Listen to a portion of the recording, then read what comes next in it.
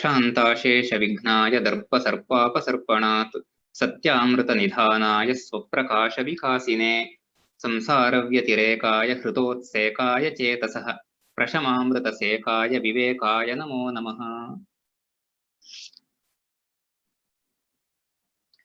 इदानीं श्रुतनिधेः पुत्रः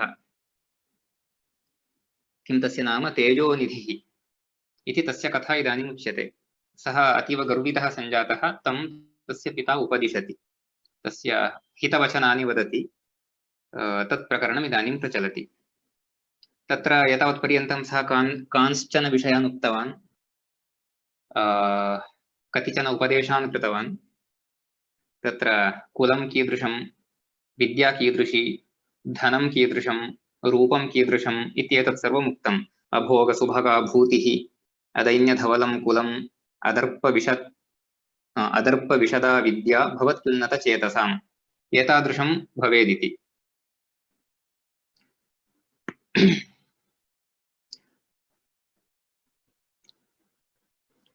इदानीम् अन्यान् कांश्चन विषयान् वदति अग्रिमश्लोकैः। द्वेषः कस्य न दोषाय, प्रीतिः कस्य न भूतये, दर्पः कस्य न पाताय, नोन्नत्यै कस्य नम्रता।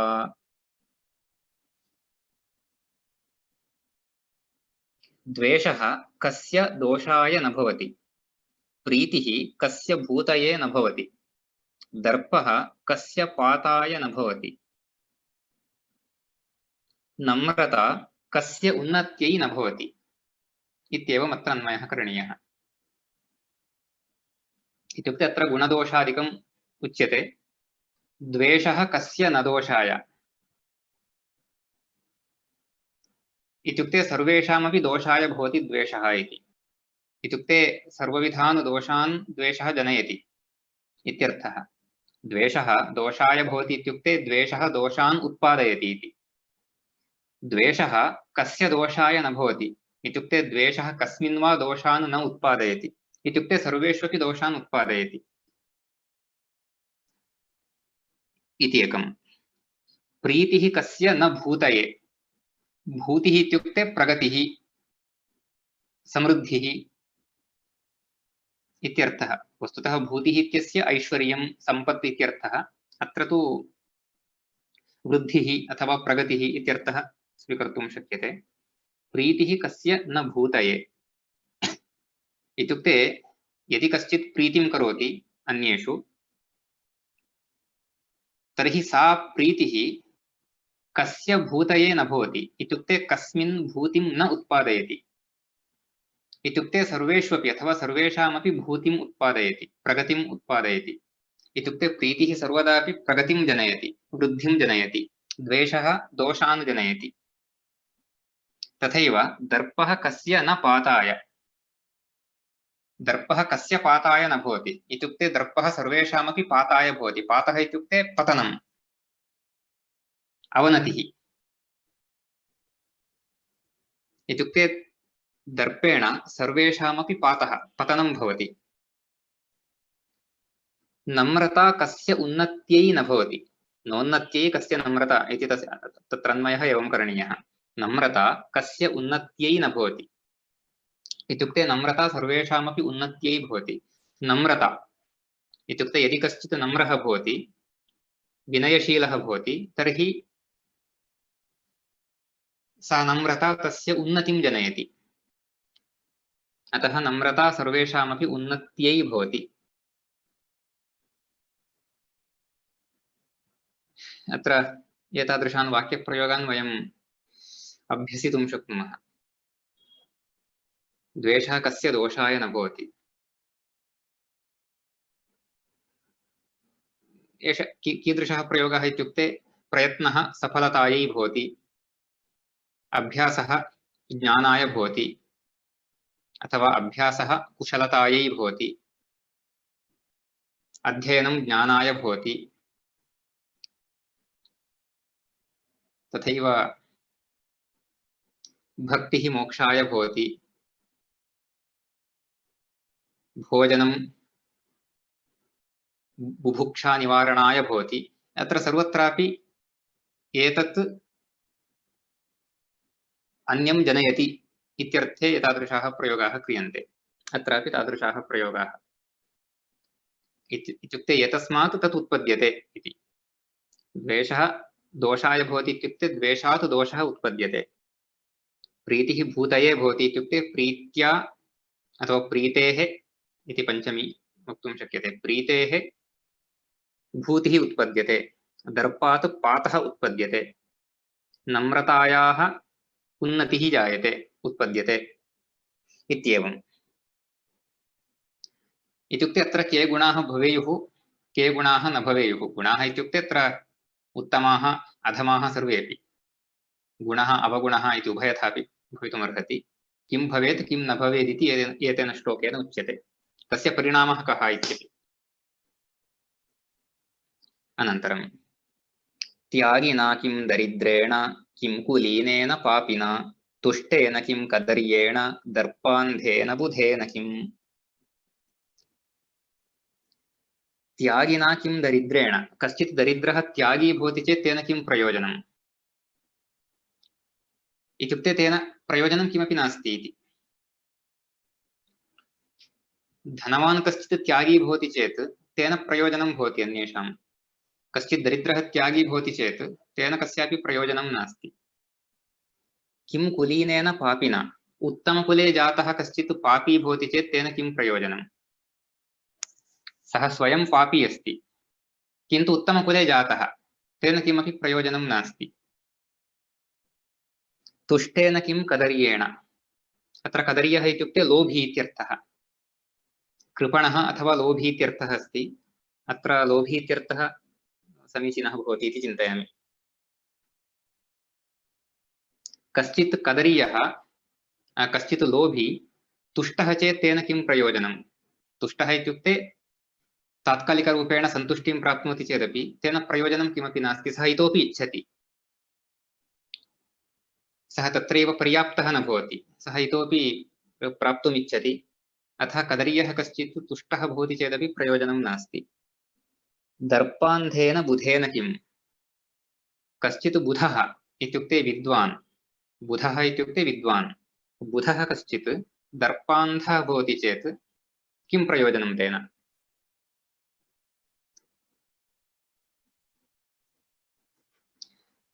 इति अत्र पश्यन्तु, एकैकस्मिन् श्लोके एकैकविधः वाक्यप्रयोगः दृश्यते। तत्र पूर्वस्मिन् श्लोके दर्पः कस्य पाताय न भवति इति एतादृशाः प्रयोगाः दर्शिताः। तत्र चतुर्थीविभक्तेः प्रयोगस्य तदुदाहरणम्। इत्युक्ते भाषादृष्ट्या पश्यामः चेत् एतत् सर्वं द्रष्टुं शक्नुमः इति। अस्माकं मुख्यम् अत्र भाषा नास्ति, तथापि यदि भाषादृष्ट्या पश्यन्ति तर्हि एतदपि द्रष्टुं शक्यते।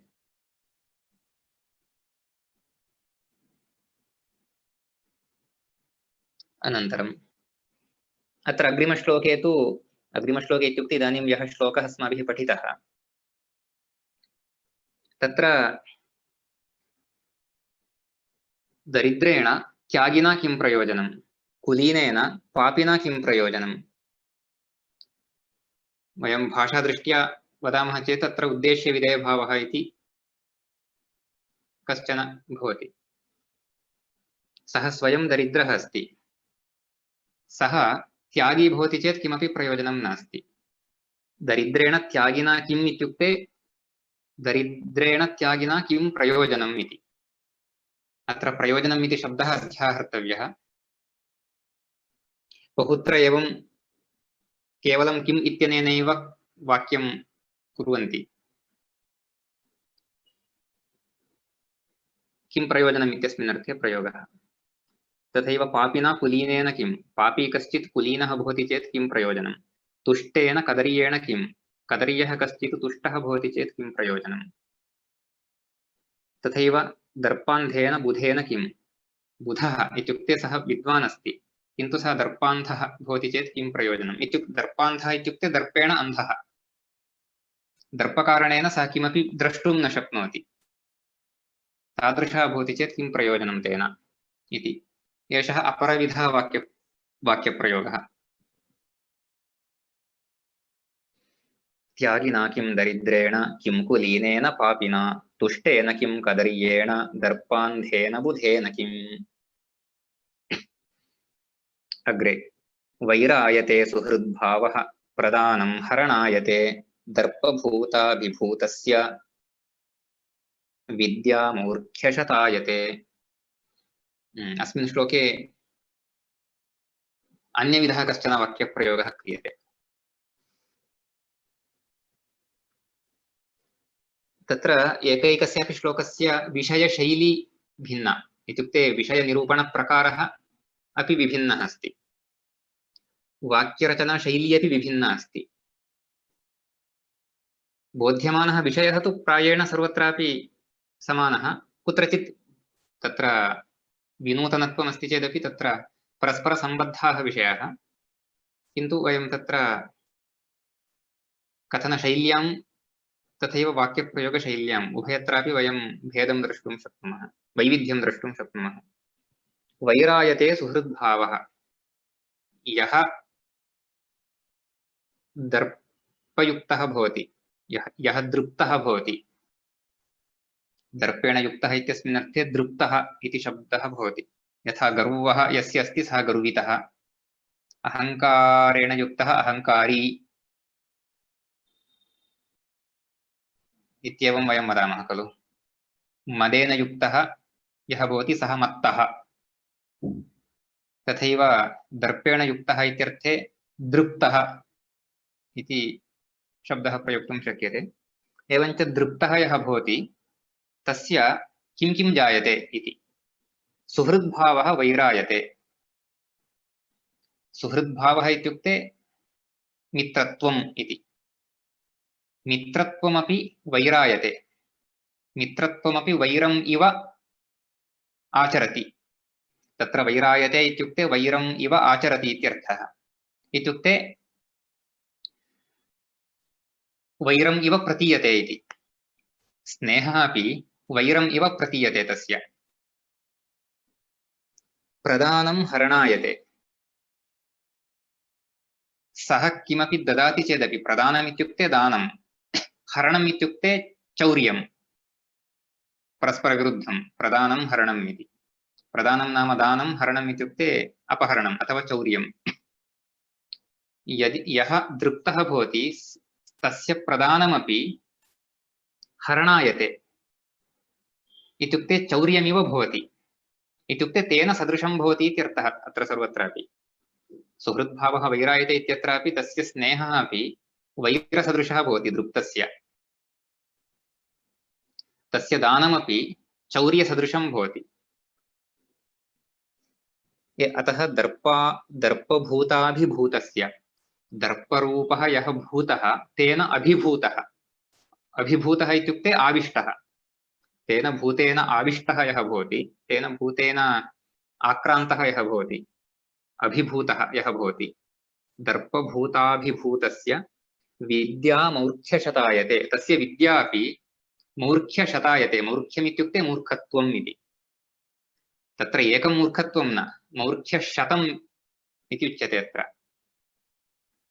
इत्युक्ते शतविधाः मूर्खताः इव भवन्ति।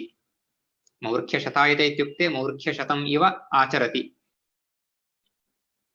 अहम् आचरति इति सर्वत्र किमर्थं वदामि इत्युक्ते तत्र व्याकरणदृष्ट्या विग्रहवाक्यं वक्तव्यं चेत् सर्वत्र तथा वक्तव्यं। वैरायते इत्युक्ते वैरम् इव आचरति, हरणायते इत्युक्ते हरणम् इव आचरति,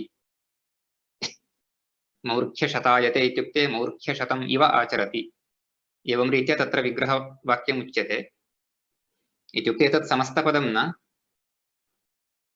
क्रियापदमेव, किन्तु किञ्चित् एतानि विशिष्टक्रियापदानि, एतेषां क्रियापदानां विग्रहवाक्यमपि भवति।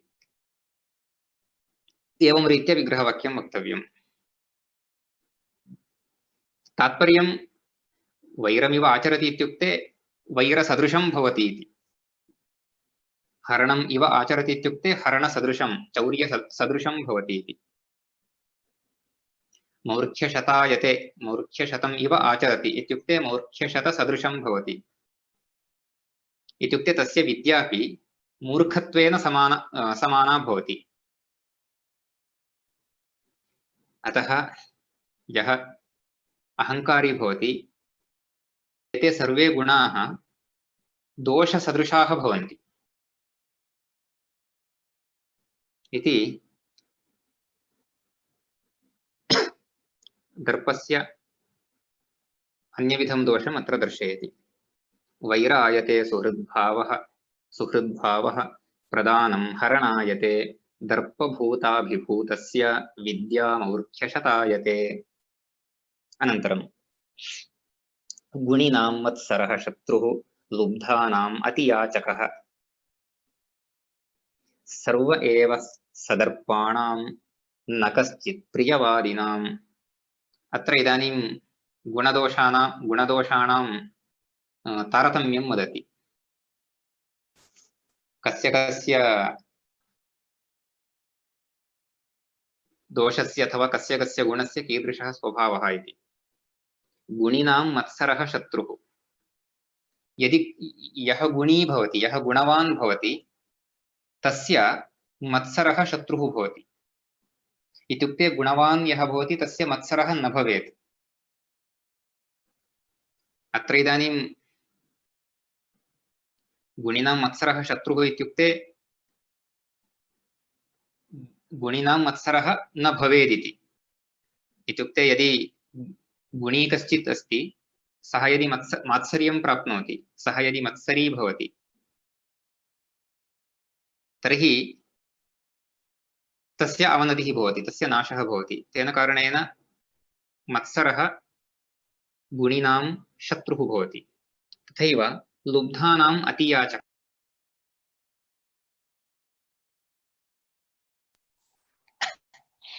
लुब्धाः इत्युक्ते लोभिनः, लुब्धानां शत्रुः भवति अतियाचकः। अतियाचकः इत्युक्ते यः अधिकं याचते तादृशः। यः याचकः अधिकं याचते तादृशः सर्वदापि लुब्धानां शत्रुः भवति। यतोहि लुब्धाः किमपि दातुं न इच्छन्ति, लोभिनः किमपि दातुं न इच्छन्ति। अतः याचकाः सर्वदा तेषां कृते शत्रवः एव भवन्ति। तथैव सर्वे एव सदर्पाणां, तत्र सर्व एव इति, सर्वे एव इत्यत्र सन्धिः कृतः। सर्व एव सदर्पाणां।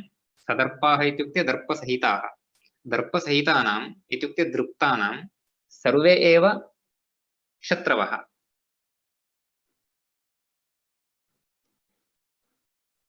तत्र सर्व एव इति सन्धिः यः कृतः अत्र, तेन सन्धिना अर्थद्वयमपि वयं प्राप्तुं शक्नुमः। सर्वे एव इत्यत्रापि सर्व एव इत्येव सन्धिः भवति। सर्वः एव इत्यत्रापि सर्व एव इति सन्धिः भवति। अतः तत्र सर्वे इति बहुवचने अस्ति चेदपि अथवा सर्वः इति एकवचने अस्ति चेदपि सन्धियुक्तं रूपं सर्व एव इत्येव भवति। अतः अत्र वयं सर्वे इति बहुवचनपदमपि स्वीकर्तुं शक्नुमः, सर्वः इति एकवचनान्तमपि पदं स्वीकर्तुं शक्नुमः।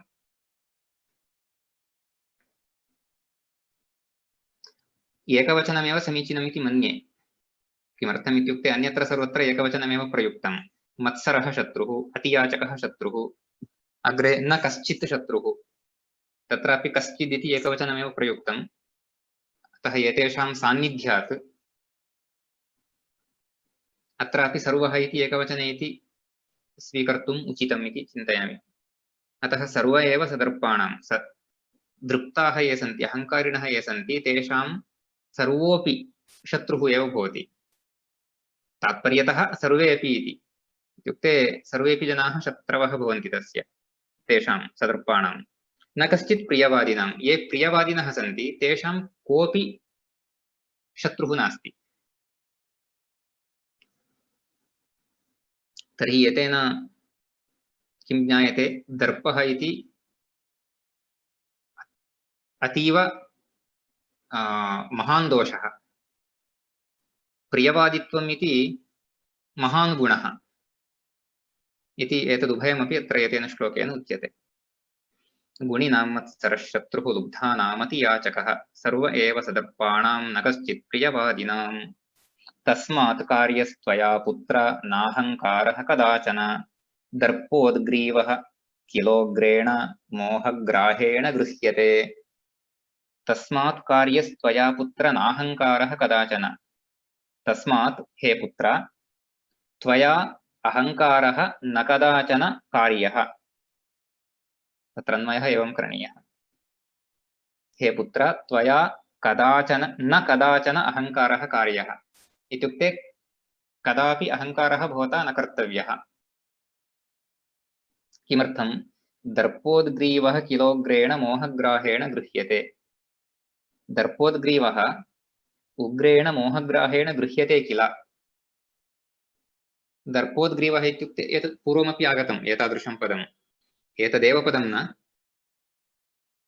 किं ग्रीवास्तम्भः अथवा स्तब्धग्रीवः इत्येतादृशः प्रयोगः आगतः खलु तस्मिन्नेव अर्थे उद्ग्रीवः इत्यत्र उद्ग्रीवः इत्युक्ते यः ग्रीवां उन्नयति तादृशः उन्नयति इत्युक्ते यस्य ग्रीवा सर्वदा उन्नता एव भवति सः कदापि ग्रीवां न अवनमयति तस्य ग्रीवा उन्नता एव भवति सर्वदा केन कारणेन दर्पेण अतः दर्पेण उद्ग्रीवः दर्पोद्ग्रीवः उद्ग्रीवः इत्युक्ते उद्गता ग्रीवा यस्य सः उद्गता ग्रीवा यस्य सः उद्ग्रीवः इत्युक्ते अहङ्कारस्य एतत् लक्षणम् अथवा अहङ्कारेण एतादृशम् उद्ग्रीवत्वं जायते एवञ्च दर्पेण उद्ग्रीवः यः भवति सः उग्रेण मोहग्राहेण गृह्यते मोहरूपेण ग्राहेण ग्राहः इत्युक्ते मकरः इत्यर्थः ग्राहः इति शब्दस्य मकरः इत्यर्थः अस्ति मोहरूपेण ग्राहेण सः गृह्यते कीदृशः उग्रः सामान्यः मकरः न उग्रः मकरः घोरः मकरः एवञ्च दर्पेण युक्तः यः कोऽपि भवतु सः मोहेन आवृतः भवति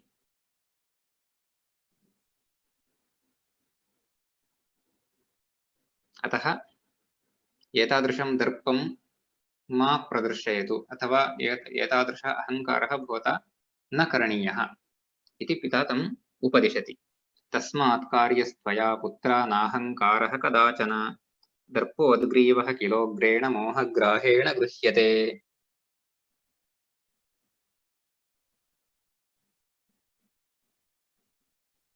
अनन्तरं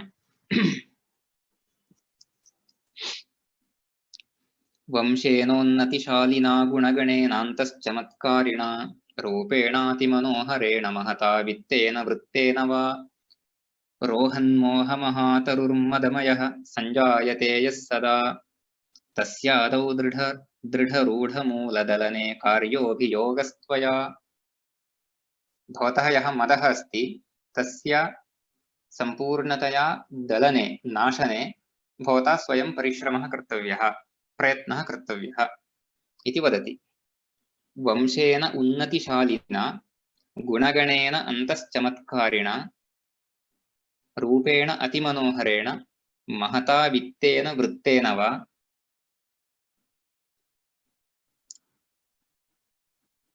एतेन सर्वेणापि किं भवति मोहः जायते सः मोहः कीदृशः भवति मदमयः भवति इत्युक्ते मदः मोहः इत्येतद्द्वयमपि जायते इति अस्तु अत्र एकैकं पश्यामः तस्य मोहस्य किं किं कारणं भवति वंशेन उन्नतिशालिना वंशेन उन्नतिः इत्युक्ते श्रेष्ठत्वम् उन्नतिशाली वंशः इत्युक्ते श्रेष्ठः वंशः इत्यर्थः उन्नतिशाली इत्युक्ते उन्नतः इत्येव एवञ्च उन्नतिशालिना अर्थात् उन्नतेन वंशेन तथैव अन्तश्चमत्कारिणा गुणगणेन। गुणगणः इत्युक्ते गुणानां समुदायः, अत्र गणः इत्युक्ते समुदायः इति। तस्मिन् बहवः गुणाः सन्ति। अन्तश्चमत्कारी, अत्र अन्तश्चमत्कारी इत्युक्ते गुणाः बहिः दृश्यन्ते किन्तु अन्तः दोषः भवति इत्यपि अर्थः तत्र स्वीकर्तुं शक्यते। अत्र एवं केनचित् प्रकारेण एतस्य अर्थः अस्माभिः ऊहनीयः। गुणगणः तस्मिन् विद्यमानाः गुणाः अन्तश्चमत्कारिणः भवन्ति। इत्युक्ते कदाचित् प्रदर्शनार्थं भवन्ति इत्यपि तात्पर्यं स्यात् अत्र। इत्युक्ते एतत् सर्वमपि मोहस्य अथवा मदस्य उत्पत्तौ एतत् सर्वं कारणं भवति इति अग्रे वदति सः। अग्रे रूपेण अतिमनोहरेण रूपेण महता वित्तेन वृत्तेन वा। वित्तम् इत्युक्ते धनं, वृत्तम् इत्युक्ते चारित्र्यम् इत्यर्थः। कदाचित् अत्र महत् स्थानम् इत्यपि अर्थः कल्पयितुं शक्यते तस्य। वृत्तं, तस्य वर्तनं, तस्य स्थितिः, तस्य स्थानम् इत्यपि भावम् अत्र स्वीकर्तुं शक्नुमः। अथवा चारित्र्यम् इत्यपि स्वीकर्तुं शक्नुमः। इत्युक्ते सः तस्य चारित्र्यम् उन्नतम् अस्ति, तथैव तस्य वित्तमपि महत्, इत्युक्ते भूरि धनं तस्य अस्ति। तादृशः एतेन सर्वेणापि किं भवति? एतेन सर्वेणापि यदि रोहन्मोहमहातरुर्मदमयः, मोहरूपः महातरुः, कीदृशः? मदमयः। सः न केवलं मोहः, सः मोहः मदेन युक्तः अस्ति। सः रोहन् अस्ति। तादृशः मोहतरुः रोहन् अस्ति। रोहन् इत्युक्ते उत्पद्यमानम् अस्ति इति। रोहति, सस्यं रोहति इत्युक्ते सस्यं भूमिं भित्त्वा वर्धते, उत्पद्यते इत्यर्थः। एवञ्च रोहन्मोहतरुः मदमयः सञ्जायते यः सदा, एतादृशः यः सञ्जायते सः तस्य आदौ दृढरूढमूलदलने, तस्य महातरोः दृढरूढं यत् मूलं। दृढरूढम् इत्युक्ते दृढं रूढम् इत्युक्ते दृढं भूमौ अन्तः गतम् इत्यर्थः। तत्र दृढमूल शब्दः श्रुतः खलु। इत्युक्ते तत्र मूलं तत्र भूमौ अतीव अन्तः गतं, तत्र तस्य उत्पाटनम् अतीव कष्टाय।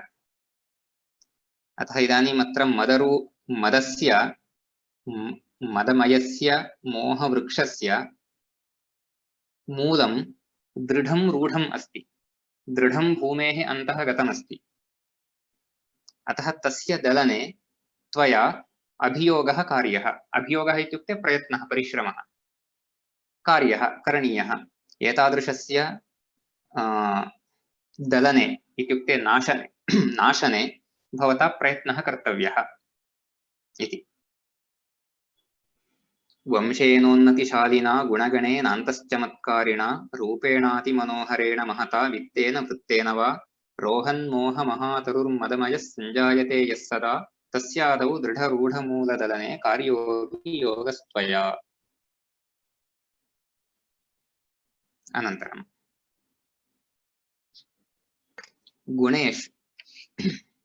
गुणेष्वनादरं, तत्र अनादायि तावदेव दृश्यते, तत्र अनादरम् इति स्यात् प्रायः। गुणेष्वनादरं पुत्र प्राप्तश्रीरपि मा कृथाः, सम्पूर्णोऽपि घटः कूपात् गुणच्छिन्नः पतत्यथः। अतीव सुन्दरं दृष्टान्तं वदति अत्र, सुन्दरं दृष्टान्तं दर्शयति। गुणेषु अनादरं पुत्र प्राप्तश्रीरपि मा कृथाः। प्राप्तश्रीः अपि इदानीं श्रियं प्राप्तवान्।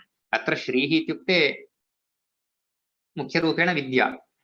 एतेन प्राप्ता श्रीः का इति चेत् विद्या एव। एतेन प्राप्ता सम्पत् विद्या एव, विद्यारूपा सम्पत्।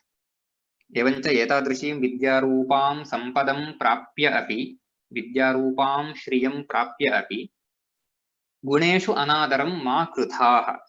मा कृथाः इत्युक्ते मा करोतु इति, मा अकृथाः, मा कृथाः।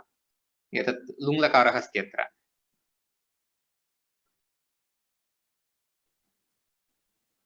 एवञ्च सम्पदं विद्या प्राप्ता चेदपि गुणेषु अनादरः भवता न कर्तव्यः। गुणाः सर्वदापि अस्माभिः प्राप्तव्याः, आत्मसात् कर्तव्याः। सम्पूर्णोऽपि घटः कूपात् गुणच्छिन्नः पतत्यथः। किमर्थम् इत्युक्ते सम्पूर्णोऽपि घटः कूपात्, तत्र कूपात् घटेन जलं यदा उद्धरामः तदा तत्र रज्ज्वा घटस्य बन्धनं कृत्वा तत्र कूपे वयम् अवतारयामः घटं। तत्र यदा कूपः जलेन पूर्णः भवति तदा अस्माभिः उपरि घटः उद्धरणीयः। यदि तस्मिन् समये तत्र गुणः विच्छिन्नः भवति, गुणः इत्युक्ते रज्जुः इत्यर्थः अस्ति, तत्र पूर्वं गुणेषु अनादरः न कर्तव्यः इत्युक्ते तत्र गुणः इति उत्तमगुणाः, उत्तमस्वभावः इत्यर्थः। अत्र गुणः इत्यस्य रज्जुः इत्यर्थः।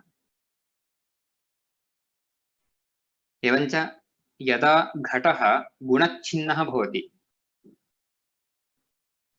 इत्युक्ते तत्र यया रज्ज्वा घटस्य बन्धनं कृतं तस्याः रज्जोः यदि छेदः भवति, सा रज्जुः यदि छिन्ना भवति तर्हि सः घटः अधः पतति, जलेन पूर्णोऽपि सः घटः अधः पतति।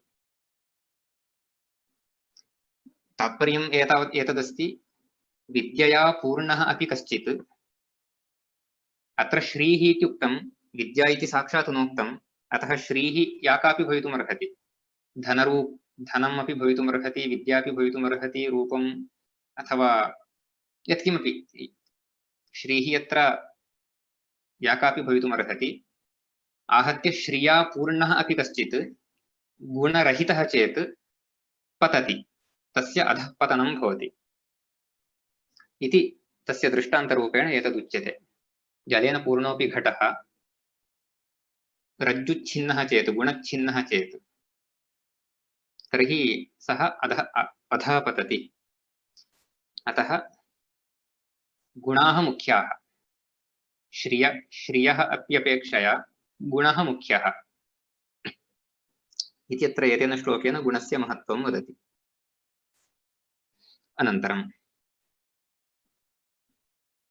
कुलाभिमानं त्यज संवृताग्रं, धनाभिमानं त्यज दृष्टनष्टं, विद्याभिमानं त्यज पण्यरूपं, रूपाभिमानं त्यज काललेह्यम्। अत्रापि विशेषणानि अत्र ददाति। अत्र विशेषणानां स्वारस्यं वयम् अधिकं द्रष्टुं शक्नुमः। कुलाभिमानं त्यज संवृताग्रं। कुलाभिमानं त्यज, किमर्थं तत् कुलं संवृताग्रं भवति। संवृताग्रम् इत्युक्ते तस्य अग्रभागः संवृतः भवति। तत्र संवृताङ्गम् इत्यपि तत्र पाठान्तरं दत्तम् अधः, किन्तु उभयतापि शक्यते। अग्रभागः संवृतः इत्युक्ते तस्य वास्तविकं स्वरूपं वयं द्रष्टुं न शक्नुमः इति। कुलम् इत्यस्य वास्तविकं स्वरूपं द्रष्टुं न शक्नुमः, अतः कुलम् इति एतत् संवृताग्रम् अस्ति। तथैव धनाभिमानं त्यज दृष्टनष्टं।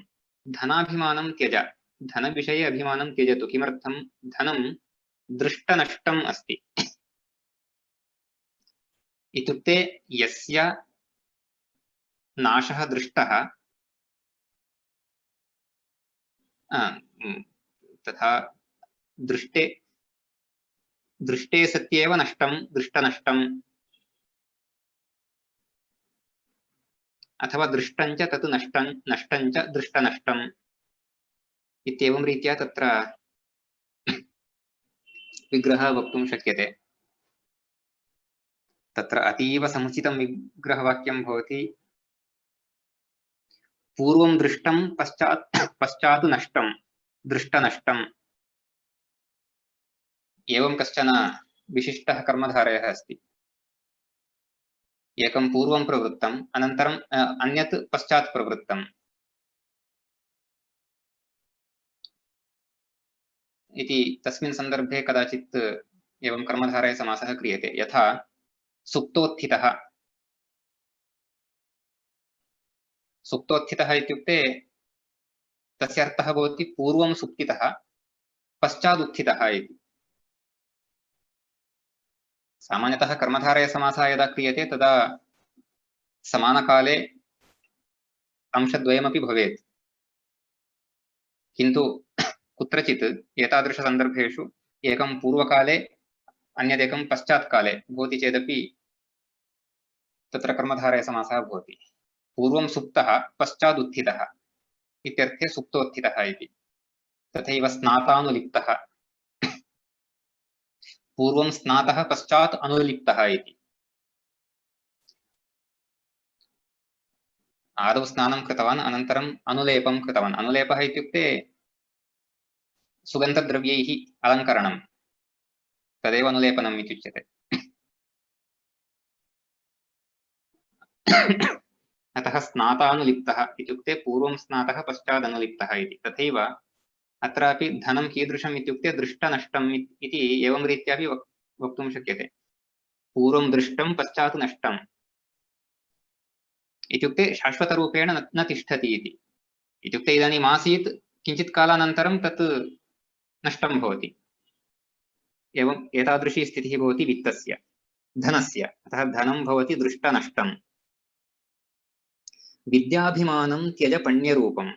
विद्यायाः विषये अभिमानं त्यजतु। किमर्थम् इत्युक्ते विद्या पण्यरूपा भवति। पण्यम् इत्युक्ते विक्रयणसामग्री इत्यर्थः।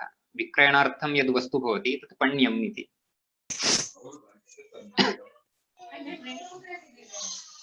सेल्स् निमित्तं यत् वस्तु भवति तदेव पण्यम् इति उच्यते। एवञ्च पण्यरूपां विद्यां विद्या भवति पण्यरूपा इत्युक्ते सर्वदा तथा भवेदेव इति नास्ति, किन्तु विद्यायाः विक्रयणं ये कुर्वन्ति तानुद्दिश्य एतदुच्यते तावदेव। एवञ्च विद्याभिमानं त्यज पण्यरूपं रूपाभिमानं त्यज काललेह्यम्। अत्र काललेह्यम् इति पदम् अतीव सुन्दरमस्ति। रूपं यदस्ति तत् काललेह्यम् अस्ति, कालेन लिह्यते। लेहनम् इत्युक्ते जानन्ति खलु, लिक् इति आङ्ग्लभाषायाम् उच्यते। जिह्वया यत् क्रियते तत् लेहनम्। एवञ्च कालेन लेह्यम्। लेह्यम् इति पदमपि प्रसिद्धमेव। तत्र औषधेषु किं लेह्यादिकं भवति खलु। यस्य लेहनं क्रियते तत् लेह्यम् इति। एवञ्च कालः अस्माकं यत् रूपमस्ति, अस्माकं यत् सौन्दर्यमस्ति, तत् सौन्दर्यं कालेन लिह्यते। कालः एतादृशं सौन्दर्यं लेढि। तत्र लट्लकारे कर्तरि यदि प्रयोगः करणीयः तर्हि लेढि इति भवति। किञ्चित् विशिष्टमिति श्रूयते। लेढि, लीढः, लिहन्ति, एवं रीत्या एतस्य रूपाणि भवन्ति। लिह्यते इति कर्मणि रूपम्। लेह्यं, लेहनीयं, कालेन लेह्यम् इत्युक्ते अस्माकं रूपं कीदृशं वा भवतु, अत्युत्कृष्टं रूपं चेदपि कालः एतादृशं रूपं कालः लेहनं कृत्वा नाशयति इति। एवञ्च रूपं काललेह्यं भवति।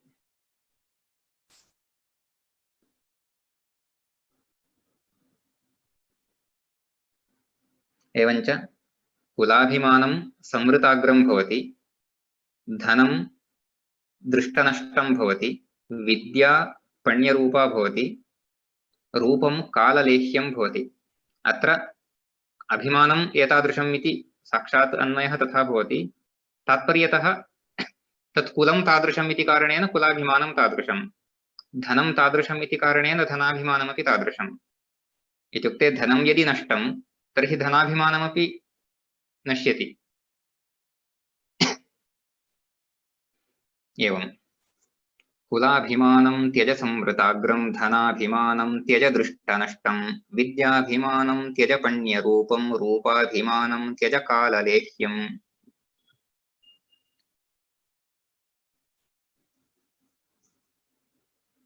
अनन्तरं पुत्रप्रयत्नेन विबोधितोऽसि, न मुञ्चसि त्वं यदि दर्पमोहं, तदेष ते यास्यति शल्यभावं, तीव्राभितापप्रसवोऽभिमानः।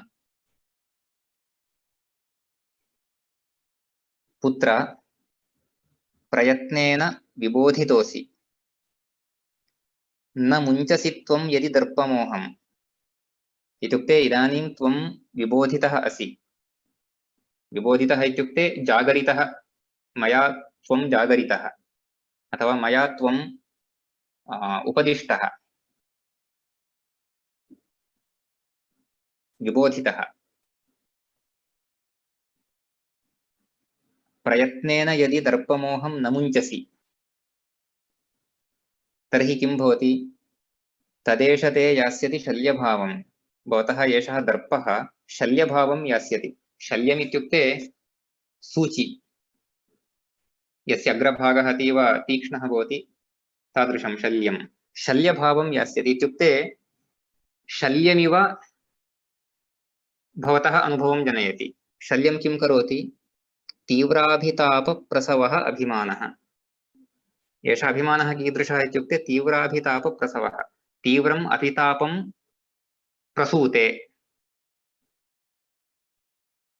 इति कारणेन तीव्रस्य अभितापस्य प्रसवः भवति अभिमानः।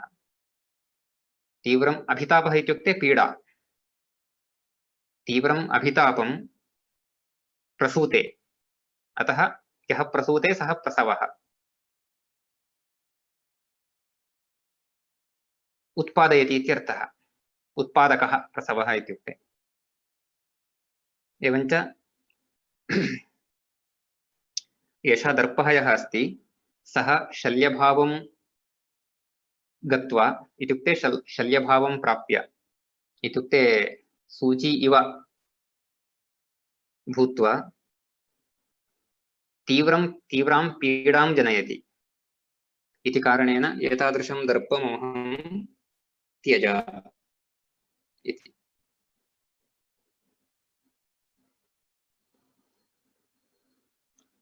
अस्तु, इदानीं प्रश्नाः सन्ति चेत् पृच्छन्तु।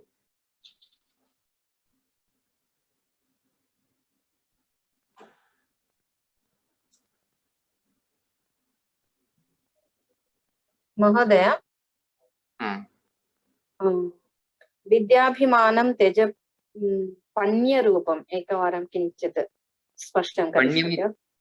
पण्यम् इत्युक्ते आपणम् अथवा क्रयणार्थं यद् वस्तु भवति तत् पण्यम् इत्युच्यते। इत्युक्ते यद्यपि अस्मासु विद्या अस्ति, वयं विद्यायाः पण्यरूपेण वयं विक्रयणं कुर्मः इति। पण्यरूपेण इत्युक्ते अस्मासु विद्यमाना विद्या पण्यरूपा भवति। इत्युक्ते वयं विद्यायाः विक्रयणं कुर्मः। अस्माकं कृते विद्या विक्रयणस्य वस्तु इव जाता अस्ति। तादृशीं विद्यां प्राप्यापि किमर्थम् अहङ्कारं करोति इति। इत्युक्ते तया विद्यया, प्राप्तया विद्यया अस्माकं विकासदृष्ट्या किमपि प्रयोजनं किमपि नास्ति, लाभः कोऽपि नास्ति, तर्हि एतादृशीं विद्यां प्राप्य किमर्थम् अहङ्कारं प्रकटयति? इदानीं प्राप्ता विद्या या अस्ति सा तु केवलं विक्रीयते अस्माभिः, तावदेव प्रयोजनं तस्य। इत्युक्ते तावदेव प्रयोजनं भवेदिति नोच्यते अत्र, वयं तथा व्यवहरामः इति। विशेषरूपेण सः पिता पुत्रं वदन् अस्ति, कदाचित् सः तादृशः स्यात्। अन्ततो गत्वा भवान् विद्यायाः विक्रयणं करोति, तादृशीं विद्यां प्राप्य भवान् किमर्थं मत्तः अस्ति, दृप्तः अस्ति, अहङ्कारी अस्ति इति। महोदय संवृताग्रं कुलाभिमानं त्यज संवृताग्रम् इत्युक्ते किं महोदय? संवृतम् इत्युक्ते आवृतम् इति, कवर्ड् इति। Okay okay okay. अग्रम् इत्युक्ते अग्रभागः। अस्तु अस्तु। इत्युक्ते तात्पर्यं किम् इत्युक्ते कुलस्य वास्तविकं स्वरूपं वयं द्रष्टुं न शक्नुमः इति। ओके। तत्र कश्चित् तत् कुलम् उन्नतकुलम् इति वयं केवलं जानीमः, कस्यचित् कुलम् उन्नतकुलम् इति, किन्तु तस्य कुलस्य वास्तविकं स्वरूपं वयं द्रष्टुं न शक्नुमः, यतोहि तत् संवृताग्रं, तस्य अग्रभागः संवृतः अस्ति। ओके। तत्र पाठान्तरं यद् दत्तं संवृताङ्गम् इत्यपि दत्तं। संवृताङ्गम् इत्युक्ते तस्य अङ्गम् इत्युक्ते तस्य शरीरं संवृतं, कुलस्य शरीरं संवृतम् अस्ति, आवृतम् अस्ति। एवम्। आं महोदय, धन्यवादः।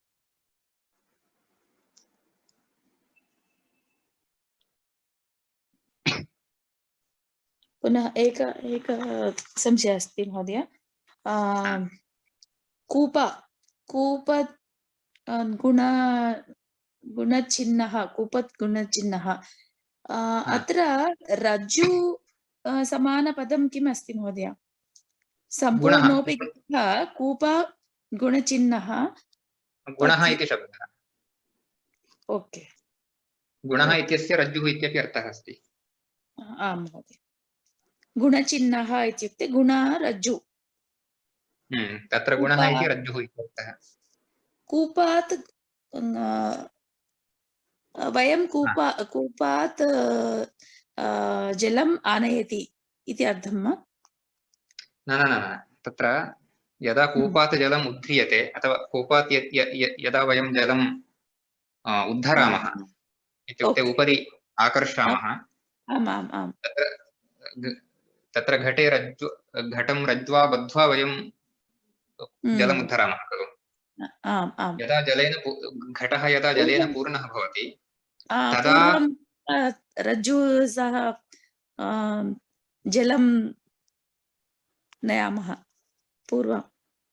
यदा घटः जलेन पूर्णः भवति तदा यदि रज्ज्वा सह घटः बद्धः चेदेव वयम् उद्धर्तुं शक्नुमः, अन्यथा घटः पतति। यदि रज्जुः छिन्ना भवति तर्हि घटः पतति अधः। आं महोदय। तदेव उच्यते अत्र।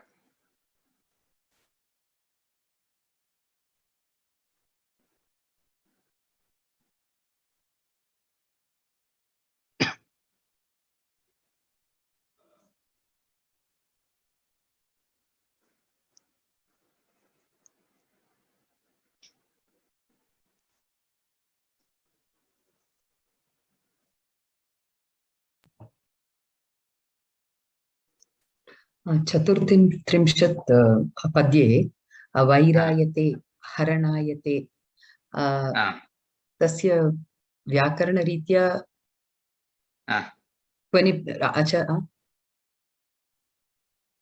किमिति वैरायते हरणायते, what is it actually, that dhatu and pratyaya? तत्र क्यङ् इति प्रत्ययः। क्यङ् क्यङ् इति तत्र प्रत्ययः। सनादयः प्रत्ययः 12 प्रत्ययाः सन्ति खलु, तेषु अन्यतमः क्यङ् इति।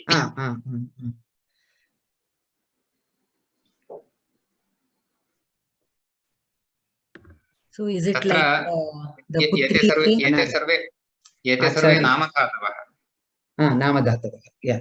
एते सर्वेपि नामधातवः सन्ति इत्युक्ते वैरम् इति नामपदं तस्मात् नामपदात् वैरायते इति क्रियापदम् उत्पन्नम् Namadhatu. Is it the same pratyaya that is used in putriyate? No, aputram putriyate. तत्र पुत्रीयति इति अस्ति तत्र क्यच् इति प्रत्ययः पुत्रीयति इति परस्मैपदीरूपम् अस्ति चेत् क्यच् इति प्रत्ययः आत्मनेपदीरूपम् अत्र यथा वैरायते इति अस्ति तत्र क्यङ् इति प्रत्ययः Okay.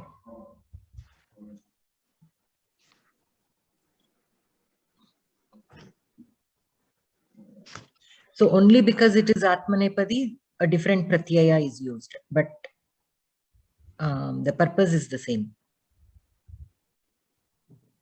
पुत्रीयति इत्यत्र पुत्रम् इच्छति इत्यर्थः तत्र अर्थोऽपि भिन्नः एव अस्ति आत्मनः पुत्रम् इच्छति इत्यर्थः पुत्रीयति इत्युक्ते अत्र क्यङ् प्रत्ययः तदिव आचरति इति तत् इव आचरति इति यथा काकः हंसायते इत्युक्ते काकः हंसः इव आचरति इति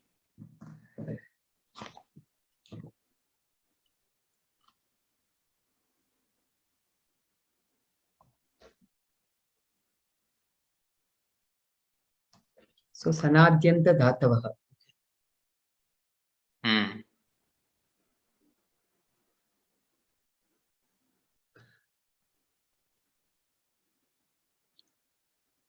Pratiriyam.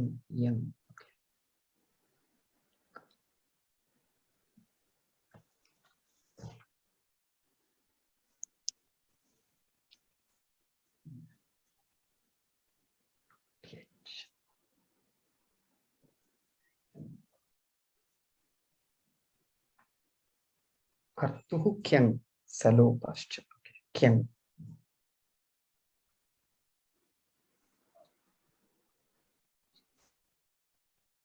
अन्यः कोऽपि प्रश्नः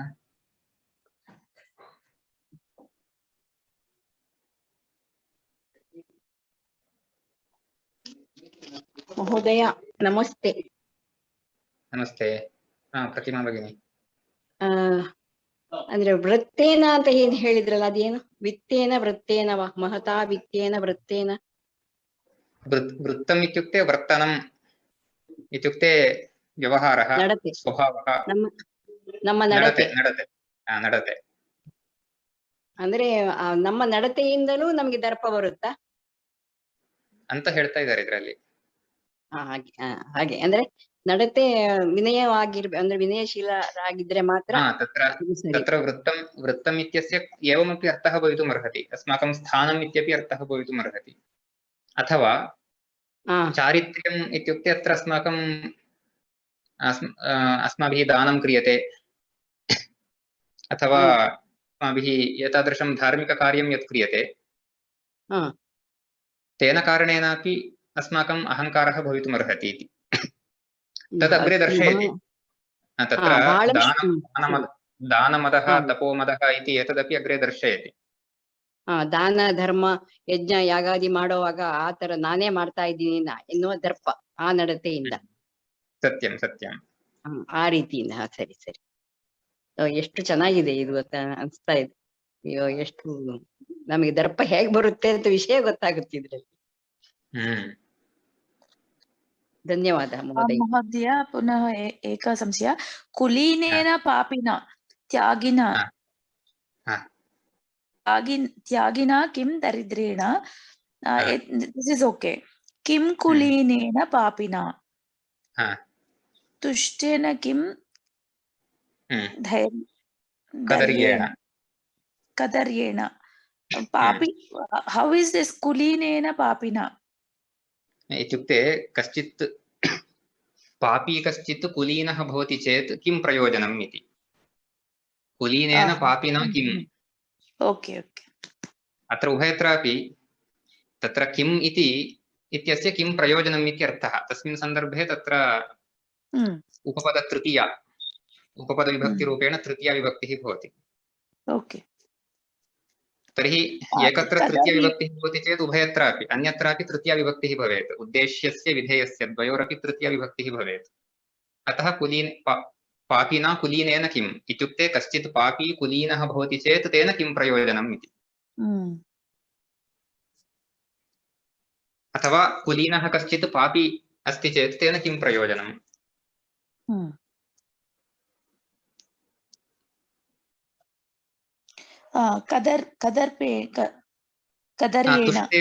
तुष्टेन कदर्येण किं। तुष्टः इत्युक्ते सन्तुष्टः। सन्तुष्टः इत्युक्ते यः अपेक्षितं यदस्ति तत् यः प्राप्तवान् सः तुष्टः इति अत्र। तादृशः कदरीयः भवति चेत् इत्युक्ते लोभी भवति चेत् तेन किं प्रयोजनम् इत्युक्ते सः इतोपि इच्छति इति। अपेक्षितं प्राप्तं चेदपि सः इतोपि इच्छति। अतः सः तुष्टः भवति चेदपि प्रयोजनं नास्ति इति। धन्यवादः महोदय।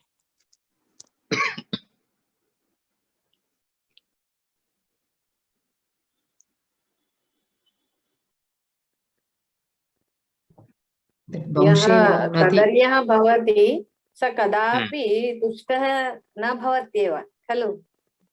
अत्र तुष्टः इत्युक्ते कदर्यः भवति सः कदापि तुष्टः न भवत्येव। अतः अत्र अस्माभिः तुष्टः इत्युक्ते अपेक्षितं यदस्ति तत् तेन प्राप्तम् इति तावानर्थः स्वीकरणीयः। तदा तत्र अर्थस्य सङ्गतिः भवति।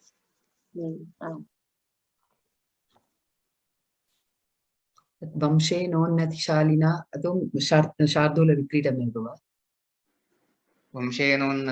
सत्यं शार्दूलविक्रीडितम्। रूपेणातिमनोहरेण शार्दूलविक्रीडा। and कुलाभिमानम् कुलाभिमानं त्यजसंवृताग्रं धनाभिमानं अत्र उपजातिः अस्ति।